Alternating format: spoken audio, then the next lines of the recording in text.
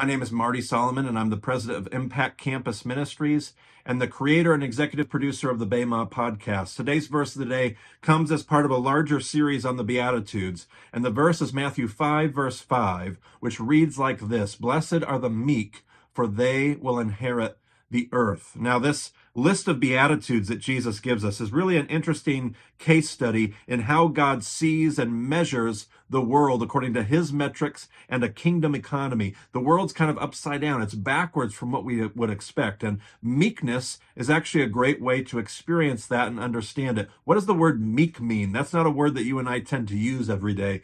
And there's a lot of ways you can explain meekness. One of my favorite ways to explain it is to talk about what it isn't.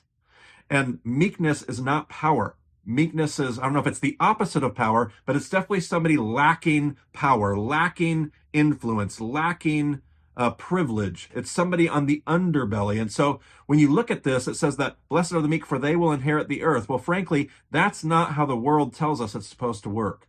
The world tells us that power, influence, there are certain units of goodness that we get to cash in on and use to inherit the world. But Jesus says, actually, that's all wrong. It's all backwards. The kingdom's happiness, God's favor, rests on the weak. And I find that to be unbelievably challenging to myself. My challenge to you this week, this day, maybe today or tomorrow, that you would find a way where you're being tempted to try to amass more influence and more power, that you would find a way where you're experiencing meekness and actually find in that moment and in that space God's favor and the kingdom's happiness. Would you find something today to embrace as being meek?